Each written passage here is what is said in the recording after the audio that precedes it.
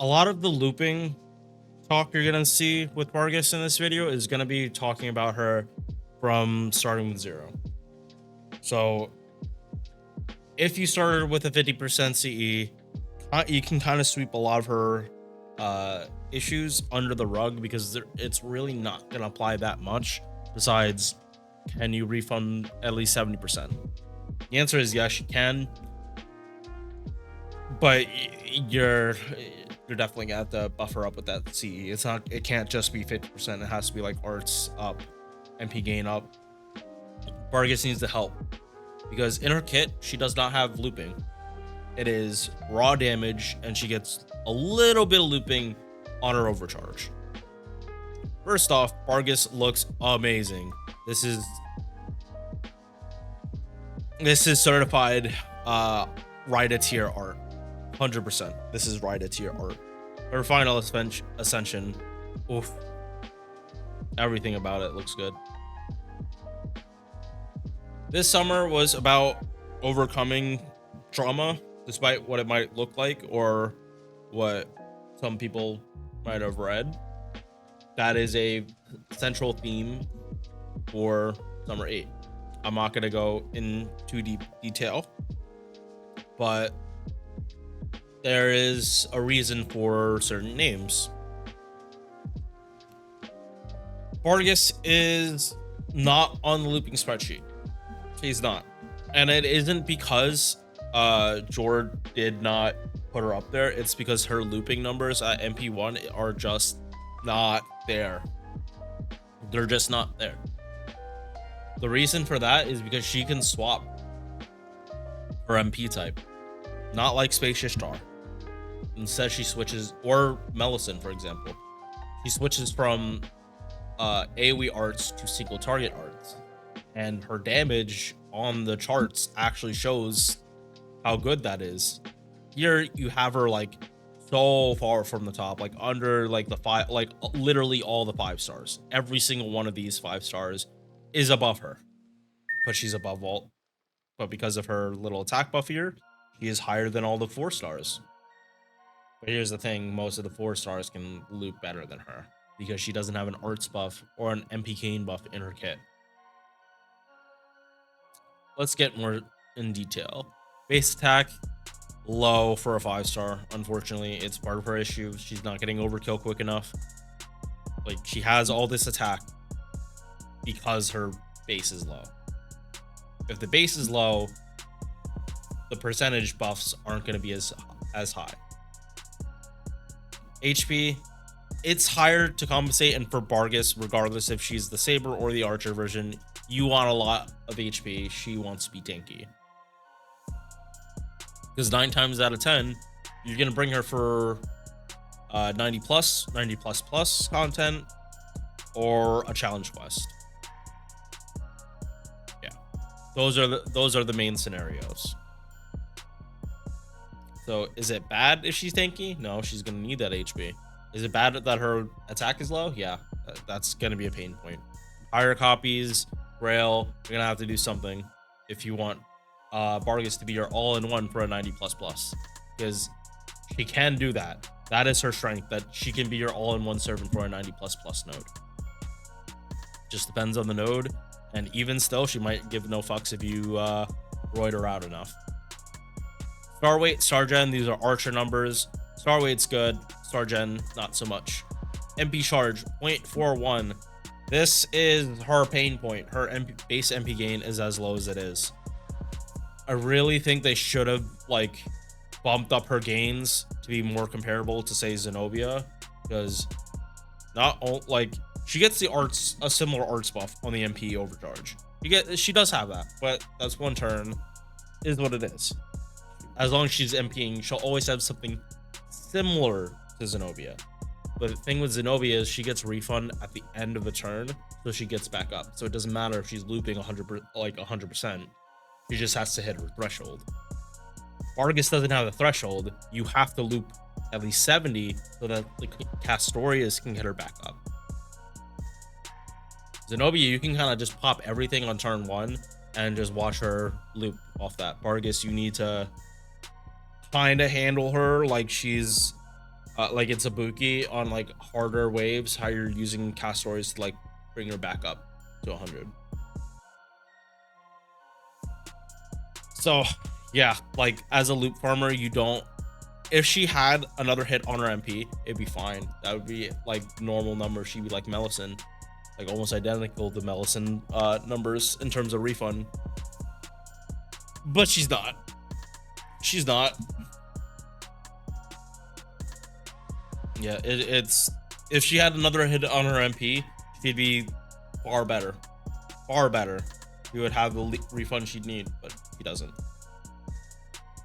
4 hits on quick, 4 hits on arts, 1 hit on buster card, or sorry, 2 quick cards with 4 hits on them, 2 arts cards with 4 hits on them, and then 1 buster card with 3 hits on it and a 5-hit extra attack. This extra attack, unfortunately, is not going to be doing too hot. Base Sergeant is low because she's an archer. Base MP charge is low because she's an AoE. I'm assuming it's because her MP is 4 hits AoE. Yeah. He has to suffer because of that. Unfortunate. Skills are really cool. First skill, 30% attack for herself, 50% crit damage, and weakling protection. If she attacks, the entire party gets healed. Now, if you have a low rarity servant, while you pop this skill, you get another 20% attack, stat does not change, and you get 10 stars per turn. So if you are loot farming, bring Paracelsus, bring Shufu, bring Asclepius. As long as you're bringing someone that can help her loop, she will get more attack, which will in turn help her loop by letting her hit overkill. Whether you bring a low star or not, this is still 30% attack and 50% crit damage along with some healing. It's worth the 6 turn. This is a bonus if you hit it. If you don't worry about it. It's more if you're like a newer account that doesn't have their own Castoria, or to like Shufu like really does help Barghest loop. Like if you bring Shufu, she's gonna be looping like a normal AoE art servant, and then you're gonna be able to swap on turn 3 if she needs to. Second skill, 30% battery, party invul for the team, heals everyone but herself, so good survivability for everyone but herself, and she could just heal herself back up. And then reduces party skill cooldown except herself by 1. Really unfortunate the except herself, because if she could reduce the cooldown for herself, she would have 100% uptime with Bob and C, like her stall shit. So instead of relying on a Tomomo to make sure that all the buffs and debuffs don't go away, you could have just used Barghest, and Barghest would have just like made it so like every single time you pop Sith skill, like the buffs are gonna last long enough for her to pop it again with the other one. Unfortunately, they might have already seen that, and that's why they made this a 7 turn. Because, like, be honest, like this is on a 7 turn cooldown because of this. It should be on a 6 because it's really just a battery for herself and party invul for everyone else. This is the 6 turn, and even then, I would still like if this part wasn't there, I'd even say this would be a 5 turn. This skill cooldown like literally bumped it up and stopped her from having that synergy, like that perfect synergy, I should say. But she does still have synergy with Sith. Like at anything to like make Sith like more of a monster and be able to keep up more of her buffs. Like if you were able to juggle like literally 6 per like each Sith when she's fully ramped up, you would literally be MPing every single turn, and then it would get to the point that you don't need to have so many up, because like there'll be so many charges per turn, healing per turn, stars per turn, that nothing is ever gonna go away unless like buff removal. You'll have so much of that stuff lying around. So if you don't have Tomomo and you have Sith, you can use Barghest. You're gonna need this skill as high as possible just so you can lower the cooldown for Siths. But yeah, they stop people from having fun. Sith would have been unkillable. like except in like buff removal cases. Like it would have been a full new invincible comp. Third skill, if you plan on swapping her to a single target at any point during the farm, you're gonna want to wait until the turn you actually need the single target, because you don't get another chance. It's you pop this and then you're stuck on AoE or single target until it comes back off cooldown. So like I said in the example, 3 enemies in the first wave and then the next 2 are 1 enemy. Swap on the second wave, not the first one. If it swaps 3-1-3, you're kind of shit out of luck and you have to use the AoE for the single target because you can't switch back. Not unless you can remove this buff. She also grants herself super large trait. It has to do with her MP. She basically grows really tall, possibly skyscraper level, pulls off a giant water gun off a fire truck, and then douses it out like it's a water gun. Well, she possibly might be kaiju size, which I think is really, really cool. Passives: debuff magic resist C, 15% debuff resistance, madness enhancement C for buster performance. He only has the 1 card. Unfortunate, at least it's slightly better. Fairy Knight E, crit damage against man attribute, and then Thundercloud Eater. Charges her own gauge 5% every time on a burning battlefield, and then she is immune to burn and spread of fire debuff, which is a dot amp, while on burning battlefield. It makes sense. A, she's a firefighter, and B, if you've read Lost Belt 6, you know being on a can't English right now. Being on a burning battlefield is not physically damaging to Barghest. And I have to preface that specific phrasing. It is not physically damaging for Barghest to be on a burning battlefield. Hence, you are going to need mana loading. If you want her to do any kind of farming, without using a 50% CE, you're gonna need this. So MP1 Barghest, kind of in a tough spot, kind of forced to be on 50% CEs. Now, if you bring in Oberon, sure, but if you bring in Oberon, you solve most units like looping problems. So that's it. It's a end all be all solution. I kind of don't want to bring up end all be all solutions with arts farming. Buster, it's fine because you need him, or you did need him. With Chloe, it's kind of up in the air whether you still need him for farming. That depends on the unit, really. And like, you still want Oberon for damage, but he's not the be all end all Buster units. You must have Oberon in order to farm.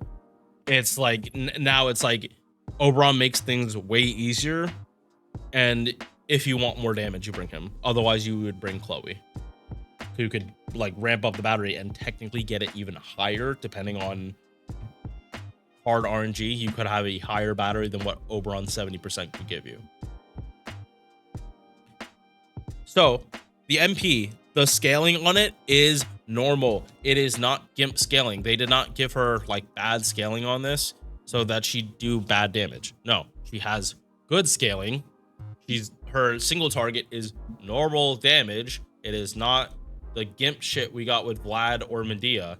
It is normal MP scaling on both sides. Thank God they're doing the balancing right. They learned. They could have made this terrible scaling. Arts up 20% is always there, and it gets higher with overcharge. So when you're popping Castoria MPs, she gets more refund.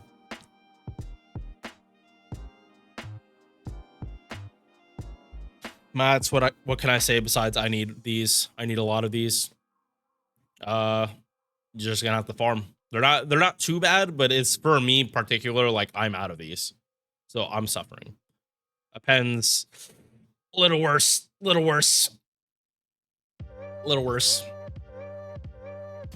And Bonsi, arts up 10%, and then while on a burning battlefield, more arts up. So, should you really be summoned for Barghest? You don't need her. Straight up, you don't need her. If you're looking for a loot farmer, there are better ones. If you want someone that can be a jack of all trades, sure, go for Barghest. She is a good servant. She is a good design servant. She has more utility outside of just her primary role. Don't feel pressured for her. Like, I need to keep this in mind that I don't spend on JP anymore. Otherwise, I probably would have tried to get more copies of her. And I might have wasted a multi because I thought I might be able to get a copy of her. Not a servant you need, just one you really, really want. All right, I'll see you guys in the next one. Peace. Thank you for making it to the end of this video. If you enjoyed, drop a like or sub. Hope to see you in the next one. Peace.